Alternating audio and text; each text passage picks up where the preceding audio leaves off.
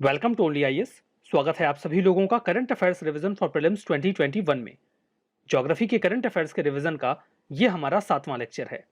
आज के इस सेशन में हम मार्च महीने के ज्योग्राफी के करंट अफेयर्स को रिवाइज करेंगे। इस सेशन का first important article mount Etna के बारे में है। लोकेशन देखिए, यह है इटली।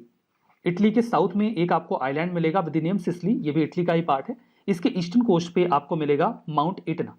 माउंट एटना में अभी वॉल्केनिक इरप्शन हुआ, लोगों को बड़ा खूबसूरत लगा तो ये न्यूज़ में आ गया। देखिए, ये यूरोप का सबसे ऊंचा और सबसे एक्टिव वॉल्केनो है।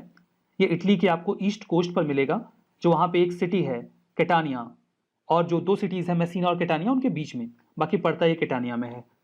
ये देखिए, जो अफ्रीकन प्लेट है वो जब यूरेशियन प्लेट से टकराती है तो जो सबडक्शन होता है, जिसमें अफ्रीकन प्लेट जो है वो यूरेशियन प्लेट के नीचे चली जाती है, उसी की वजह से ये वॉल्केनो क्रिएट हुआ है। हमारा नेक्स्ट आर्टिकल नाग रिवर के बारे में है। नाग रिवर, जिसके नाम पर नागपुर का नाम रखा गया है।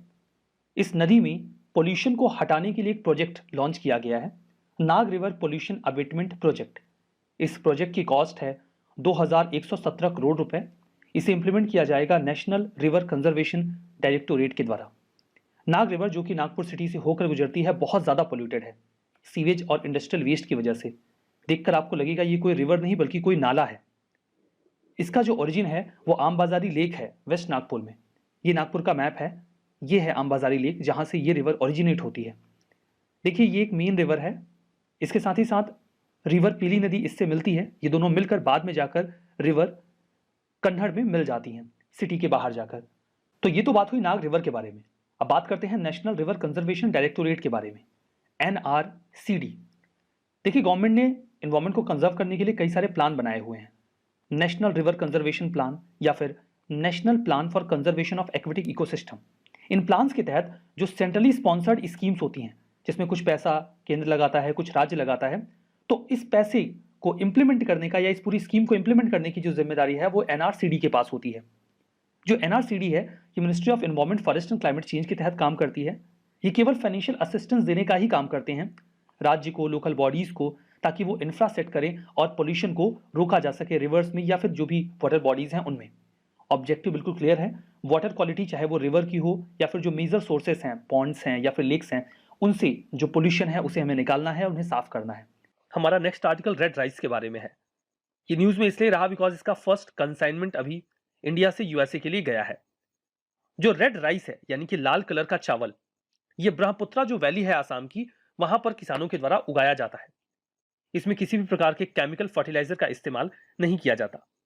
इसे वहां पर बाओ धान भी कहा जाता है, जो कि एसएमईज फूड का एक बहुत इंपॉर्टेंट पार्ट है। इसका रंग लाल होता है क्योंकि इसमें एक पिगमेंट पाया जाता है, दैट इज एंथोसाइनिन। पिगमेंट एक ऐसा एलिमेंट होता है जो किसी भी चीज को कलर देता है, तो एंथोसाइनिन इस चावल को लाल कलर दे देता है। देखिए, इससे अगर इसका अच्छा एक्सपोर्ट होने लगता है तो इससे फार्मर्स की जो इनकम है वो इंक्रीज होगी। ये लोगों को पसंद आता है क्योंकि इसकी न्यूट्रिशनल वैल्यू भी ज्यादा होती है और खाने में इसका जो स्वाद है वो कुछ कुछ अखरोट के जैसा होता है। एंटी ऑक्सीडेंट की तरह भी काम करता है। मैग्नीशियम की अच्छी मात्रा पाई जाती है, इस वजह से ये कई सारी डिसीज को भी काउंटर करता है। किसी को डायबिटीज है तो ये चावल उसके लिए फायदेमंद है क्योंकि ये इंसुलिन के लेवल को रेगुलेट करता है। इसमें ग्लाइसेमिक इंडेक्स बहुत कम होता है। ग्लाइसेमिक इंडेक्स एक प्रकार का मेजरमेंट है जो ये बताता है कि जो कुछ आपने खाना खाया है वो कितना जल्दी शुगर में कन्वर्ट हो जाएगा। अगर ये इंडेक्स कम है इस चावल का, मतलब ये जल्दी से ब्लड शुगर में कन्वर्ट नहीं होता। मतलब जो डायबिटिक लोग हैं उनको कहा जाता है ये नॉर्मल चावल आप मत खाइए, तो ये चावल वो खा सकते हैं, ये उनके लिए नुकसानदेह नहीं है या बहुत कम है। नेक्स्ट आर्टिकल है वो इंडोनेशिया के माउंट सिनाबुंग के बारे में है। हाल ही में जो माउंट सिनाबुंग है, जो कि एक एक्टिव वॉल्केनो भी है, वो इरप्ट हुआ, that's why it was in news. तो सबसे पहले तो आप इसकी लोकेशन देख लीजिए। ये जो कारो रीजेंसी है नॉर्थ सुमात्रा में यानी कि इंडोनेशिया में, वहाँ पर सिचुएटेड है। 2600 मीटर का ये एक पूरा माउंट है। लोकेशन देखिए, ये है इंडिया, और इंडिया से यहाँ पर जो आपको रेड कलर दिखाई पड़ रहा है ये है सुमात्रा इंडोनेशिया का। तो सुमात्रा के नदन पार्ट में यहाँ पर आपको माउंट सिनाबुंग दिख रहा है। यहीं पर ये इरप्शन अभी हाल फिलहाल में हुआ है।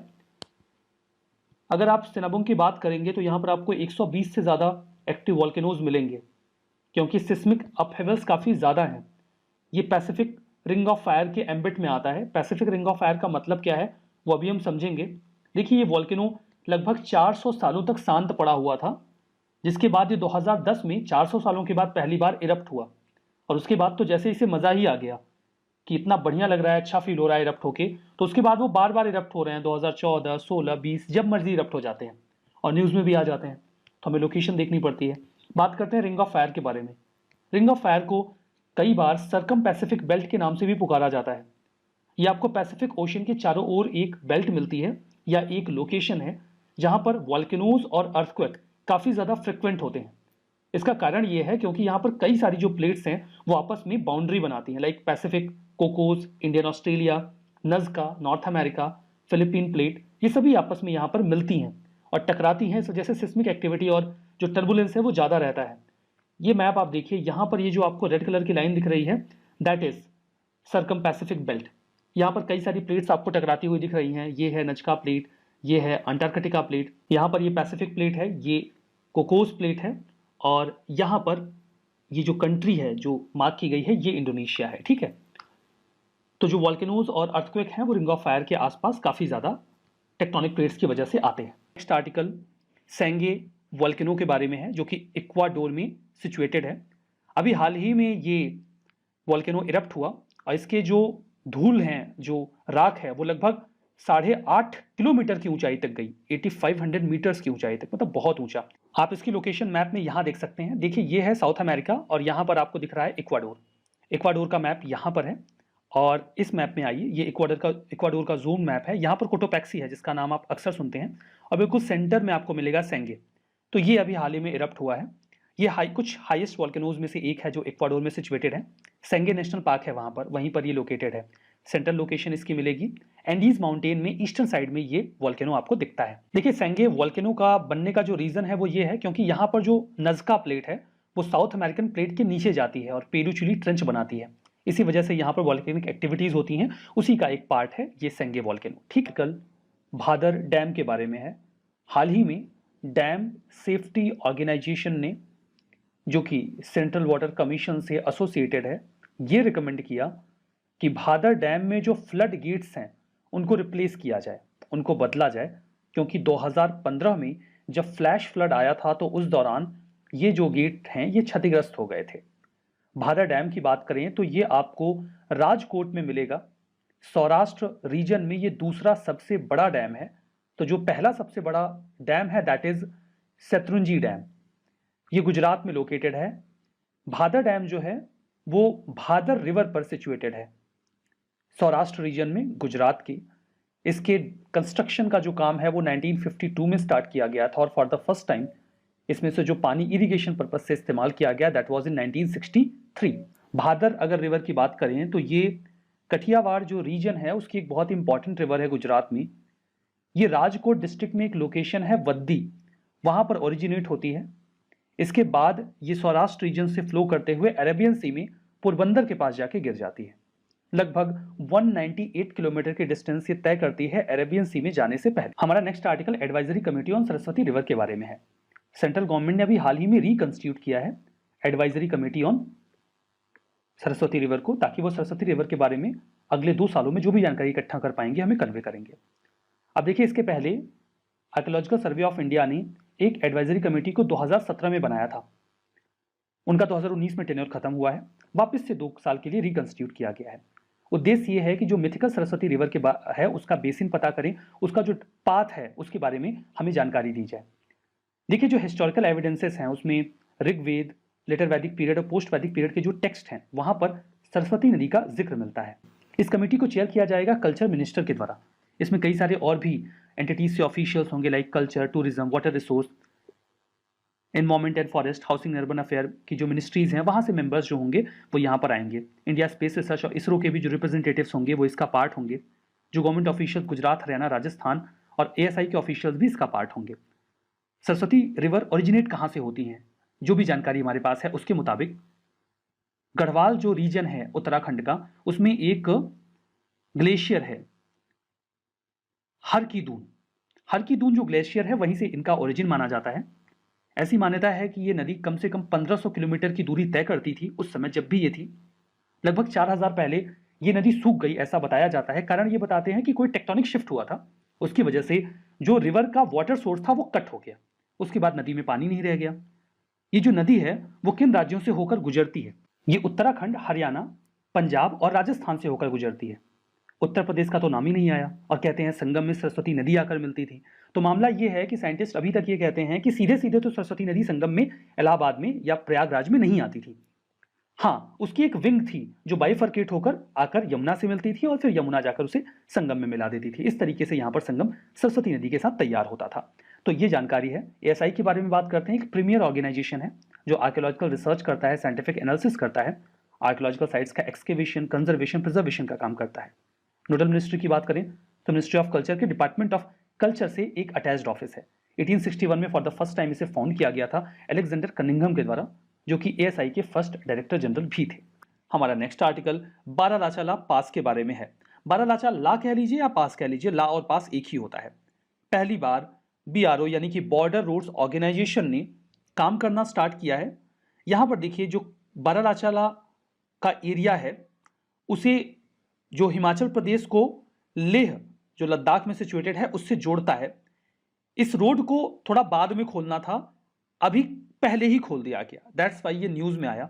मैप में आप देखिए यहां पर ये है बारालाचा ला और इसके जस्ट नॉर्थ में आपको मिलेगा लेह जो कि लद्दाख में पड़ता है। ठीक है, यहां पर आपको हिमाचल प्रदेश दिख रहा है। इसके नदन पार्ट में लाहौल डिस्ट्रिक्ट है, वहां से एक हाईवे जाता है जिसे लेह मनाली हाईवे कहा जाता है। वो हाईवे इसी बारालाचा ला से होकर जाता है। इसके नीचे आपको एमिस ला दिखेगा, यहां पर शिपकिला है। इसके नॉर्थ में तांगलांग ला है, खारदुंग ला यहां पर है, यहां पर चांगला, यहां पर जोजिला है, ये काराकोरम, अगहिल, ये है बुर्जीला, यहां पर पीरपंजाल है, ये है बनिहाल। ये कुछ लोकेशंस यहां पर दिखाई गई हैं। ये एक वाटर डिवाइड की तरह भी वर्क करता है भागा रिवर और यूनाम रिवर के बीच में। देखिए जिस हाईवे की हम बात कर रहे थे वो ये है, यहां से देखिए ये पूरा हिमाचल प्रदेश से होते हुए लेह तक जाता है और यहां सेंटर में आपको बारालाचा ला मिलता है। भागा रिवर की बात करें तो भागा रिवर चेनाब की एक ट्रिब्यूटरी है जो कि सूर्यताल से ओरिजिनेट होती है। सूर्यताल जो लेक है वो इस पास से थोड़ी ही दूरी पर सिचुएटेड है। हमारा नेक्स्ट आर्टिकल मुल्ला पेरियार डैम के बारे में है। सुप्रीम कोर्ट ने अभी हाल ही में तमिलनाडु को एक वार्निंग इशू की मुल्ला पेरियार केस में, जिसमें तमिलनाडु से कहा गया कि वो 4 हफ्ते के भीतर इस डैम के लिए स्टेटस अपडेट दें। डैम की सेफ्टी पैरामाउंट है ऐसा सुप्रीम कोर्ट ने कहा। वहां के सचिव को चेतावनी भी दी गई कि अगर उन्होंने समय से स्टेटस अपडेट ना दी तो उनके खिलाफ कार्यवाही की जाएगी। मुल्ला पेरियार डैम ये 123 साल पुराना डैम है। हाइट 53 मीटर और लेंथ 365 मीटर है। यह आपको मिलेगा मुल्लयार और पेरियार नदी के कन्फ्लुएंस पे। मुल्लयार रिवर जो है वो पेरियार नदी की एक ट्रिब्यूटरी है। ये डैम है कहां? ये डैम है केरला के इडुक्की डिस्ट्रिक्ट में। यह है केरला का मैप और यहां पर केरला के इडुक्की डिस्ट्रिक्ट में बिल्कुल तमिलनाडु के किनारे आपको मिलेगा ये डैम। अब ये डैम है केरला में और धमकी दी जा रही है तमिलनाडु को, ऐसा क्यों? एक्चुअली में इस डैम को ऑपरेट और मेंटेन करने की जो जिम्मेदारी है वो तमिलनाडु के पास है, जिसकी मदद से वो अपने साउथ के 5 डिस्ट्रिक्ट में ड्रिंकिंग वाटर और इरिगेशन की रिक्वायरमेंट को फुलफिल करते हैं। अब ये तो बहुत नाइंसाफी है, मतलब कि डैम केरला में और ऑपरेट और मेंटेन करेगा तमिलनाडु। आखिर ये नाइंसाफी की किसने? वही जो इसमें एक्सपर्ट थे, अंग्रेजों ने अपने रूल के दौरान ही इस डैम को 999 साल की लीज पर तमिलनाडु को सौंप दिया था। अंग्रेज तो चले गए लेकिन लीज अभी भी बाकी है, सो अभी भी इस डैम को तमिलनाडु ही मेंटेन करता है। डैम को बनाने का उद्देश्य बिल्कुल सिंपल था। जो पेरियार नदी है वो वेस्ट फ्लोइंग है, यानी कि पश्चिम की ओर बहती है। उसके पानी को तमिलनाडु का जो पूर्वी हिस्सा है वहां पर डाइवर्ट किया जाता है ताकि यहां पर वाटर नीड को फुलफिल किया जा सके। पेरियार रिवर के बारे में बात करें तो यह केरला की सबसे लंबी नदी है, 244 किलोमीटर की। केरला की लाइफलाइन भी इसे कहा जाता है। पेरिनियल नदी है, मतलब साल भर इसमें पानी रहता है। यह वेस्टर्न घाट के शिवगिरी हिल्स में ओरिजिनेट होती है और पेरियार नेशनल पार्क से होकर गुजरती है। इसकी जो ट्रिब्यूटरीज हैं वो हैं मुथिरापुझा, मुल्लयार, चेरुथोनी और पेरिंजाकुट्टी। खैर आपको सारे नाम याद ना भी रहे तो मुल्लियार इसकी ट्रिब्यूटरी है, कम से कम इतना तो याद रहे ताकि मुल्ला पेरियार डैम कहते क्यों हैं ये पता चल जाए। कल केन बेतवा लिंक प्रोजेक्ट के बारे में है। अभी हाल ही में मध्य प्रदेश और उत्तर प्रदेश के चीफ मिनिस्टर्स ने एक मेमोरेंडम ऑफ एग्रीमेंट पर साइन किया जो कि केन बेतवा लिंक प्रोजेक्ट से संबंधित था। मैं आपको बता दूं कि national perspective plan for interlinking of reverse, ये जो प्रोजेक्ट है इसके भीतर ये पहला प्रोजेक्ट है जिसमें दो नदियों को जोड़ा जा रहा है, केन और बेतवा नदी। सबसे पहले तो आप इसकी लोकेशन मैप में देखिए, ये है यमुना रिवर, ये दोनों ही नदियां यमुना की ट्रिब्यूटरीज हैं। ये नदी है केन और ये है बेतवा। केन नदी जो है वो लार्जली मध्य प्रदेश में आपको मिलेगी, जबकि बेतवा का एक बड़ा हिस्सा आपको उत्तर प्रदेश में दिखेगा। यहां पर जो केन नदी में सरप्लस पानी है उसे एक कनाल के माध्यम से बेतवा नदी तक ले जाने का प्लान है। जब केन नदी से बेतवा नदी में इस कनाल के माध्यम से पानी चला जाएगा तो ये जो पूरा रीजन है, इस पूरे रीजन में जो पानी की स्कैर्सिटी की प्रॉब्लम है उसे हैंडल करने में मदद मिलेगी। जो टारगेट है वो है बुंदेलखंड रीजन। ये जो रीजन आप देख रहे हैं शैडोड, उत्तर प्रदेश और मध्य प्रदेश में फैला हुआ, ये है बुंदेलखंड रीजन। ये काफ़ी ज़्यादा वाटर स्कैर्सिटी फेस करता है। इसमें कई सारे जिले आते हैं जिसमें से कुछ उत्तर प्रदेश के हैं और कुछ मध्य प्रदेश के हैं। जब इन दोनों रिवर्स को लिंक किया जाएगा तो इन दोनों ही राज्यों में, इन जिलों में जो पानी की समस्या है काफ़ी हद तक उसका समाधान निकल जाएगा।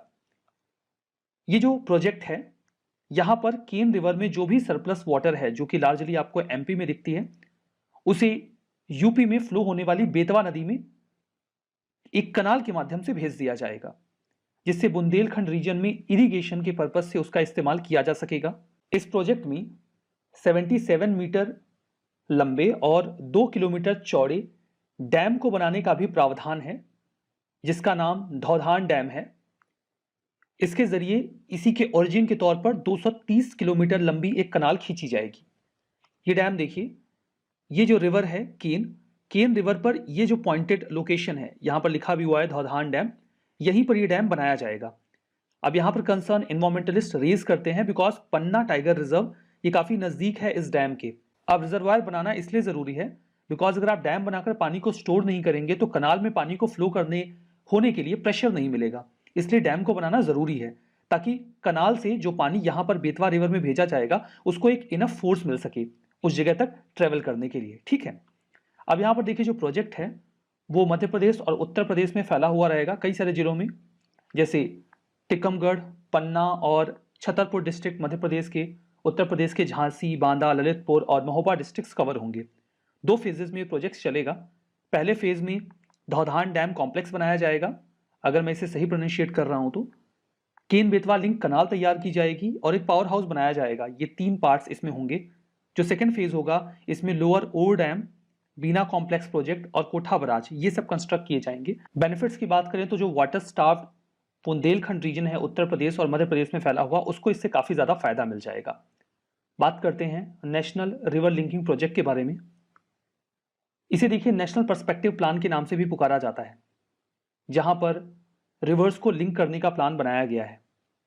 इसमें प्लान ये है कि ऐसी नदियां जहां पर पानी सरप्लस में है उसे ऐसी लोकेशंस में पहुंचा दिया जाए जो वाटर डेफिसिट बेसिन है, जहां पर पानी की कमी है, जहां पर ड्रॉट और पानी की स्कैर्सिटी रहती है। इस प्लान को 1980 में सबसे पहले तैयार किया गया था मिनिस्ट्री ऑफ इरिगेशन के द्वारा, जो आज मिनिस्ट्री ऑफ जल शक्ति है। इसे मैनेज करने की जिम्मेदारी नेशनल वाटर डेवलपमेंट एजेंसी को दी गई थी, जो वर्तमान में मिनिस्ट्री ऑफ जल शक्ति के तहत कार्य करती है। कंपोनेंट की बात करें तो इसमें 30 रिवर लिंक्स तैयार करने हैं 37 नदियों के बीच में। 37 रिवर्स के बीच में 30 लिंक्स तैयार करके नदियों को जोड़ा जाएगा पूरे भारत में। इसमें 2 डिवीजन किए गए हैं। एक तो हिमालयन रिवर्स को लिंक किया जाएगा, इसमें 14 लिंक्स बनाए जाने हैं नदियों के बीच में, और दूसरा है पेनिनसुलर रिवर को लिंक करने का प्रोजेक्ट, जिसमें 16 लिंक्स क्रिएट किए जाने हैं। ये मैप दिखाता है, जो ब्लू कलर है वो हिमालयन रिवर्स के लिए है और जो रेड कलर है वो पेनिनसुलर रिवर्स के लिए है। हमारा नेक्स्ट आर्टिकल सुएज कनाल के बारे में है। हाल ही में सुएज कनाल ब्लॉक हो गई जब एक बहुत बड़ा कार्गो शिप सुएज कनाल से गुजर रहा था और तेज हवाओं के कारण उसकी स्थिति कुछ यूं हो गई। कनाल बहुत चौड़ी नहीं है, कार्गो शिप बहुत बड़ा था जो इसमें अटक गया। रिजल्ट ये निकला कि आगे और पीछे जो भी कार्गो शिप्स जा रहे थे वो जहां के तहां अटक गए। ये जो ब्लैक डॉट्स हैं वो उन शिप्स की कंडीशन दिखाते हैं जो रुके हुए हैं और इंतजार कर रहे हैं ये जो कनाल है इसके खाली होने का। जो सुएज कनाल है वो एक बहुत बड़ा और इंपॉर्टेंट ट्रेड रूट है। यहाँ पर इजिप्ट है, ये इजिप्ट का सिनाई पेनिनसुला है। इसके वेस्टर्न पार्ट में आपको यहाँ पर सुएज कनाल मिलती है जो रेड सी को मेडिटेरेनियन सी से कनेक्ट करती है। आप इसकी लोकेशन यहाँ पर भी मैप में देख सकते हैं। ये देखिए, ये अरेबियन सी है, यहाँ पर गल्फ ऑफ एडन है, ये रेड सी है और यहाँ पर सुएज कनाल है जो इसको मेडिटेरेनियन सी से कनेक्ट करता है। ये ह्यूमन मेड वाटर वे है जहाँ पर बहुत ज़्यादा शिपिंग ट्रैफिक होता है। 12% दुनिया का जो ट्रेड वॉल्यूम है जो टोटल, उसका 12% इसी सुएज कनाल से होकर गुजरता है, इसलिए काफ़ी इंपॉर्टेंट है। इसे 1869 में बनाया गया था। इसने एक शॉर्टकट क्रिएट किया यूरोप और एशिया के बीच में। 150 साल पुरानी कनाल है ये। इनिशियल फेज में इसके ऊपर जो राइट्स थे वो ब्रिटिश और फ्रेंच अथॉरिटीज़ के हुआ करते थे, बट 1956 में इजिप्ट ने इसे नेशनलाइज कर दिया और खुद के अंडर में ले लिया। इजिप्ट ने 2015 में ये भी कहा था कि वो सुएज कनाल को एक्सपेंड करेंगे और कोशिश करेंगे 2023 तक की जो शिपिंग क्राउड है, जो शिप्स जाते हैं, उनकी संख्या को दोगुना किया जा सके इस कनाल में, जो भी उनका मूवमेंट है। ये एक इंपॉर्टेंट सोर्स है इजिप्ट की इकोनॉमी का। हर साल लगभग उन्हें 5 से 6 बिलियन की इनकम होती है। 2020 में उन्हें $5.61 बिलियन मिले थे इस कनाल के थ्रू। 50 शिप्स लगभग डेली पास होते हैं इस कनाल से। हमारा नेक्स्ट आर्टिकल टुलिप गार्डन के बारे में है। टुलिप फूल की एक प्रजाति होती है।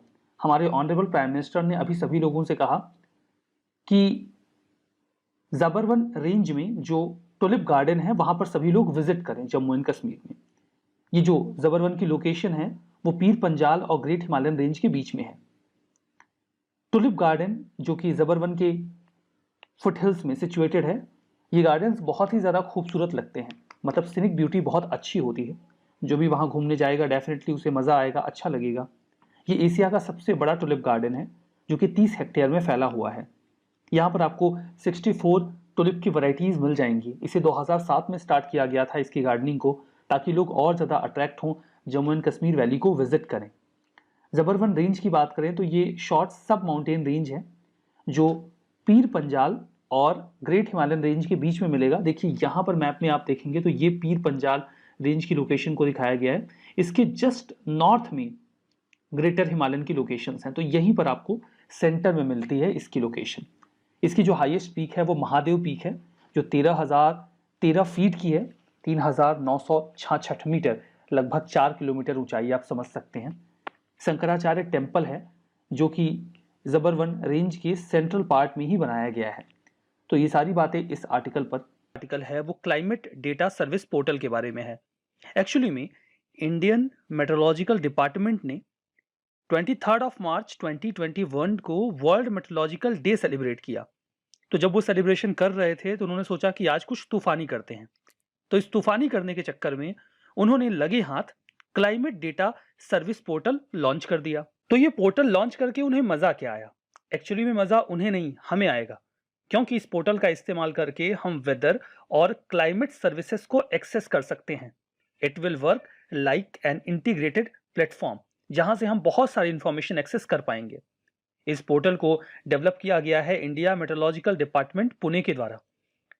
इसमें देखिए एकदम ऑटोमेटेड जो क्लाइमेट डेटा है उसके मैनेजमेंट का जो प्रोसेस है वो तैयार किया गया है। रियल टाइम डेटा यहाँ पर एक्सेस किया जा सकेगा और काफ़ी तेज़ी से डेटा को इसके ज़रिए लोगों तक पहुँचाया जाएगा। क्या क्या होगा इस पोर्टल पर? रियल टाइम मॉनिटरिंग की जा सकती है वेदर की।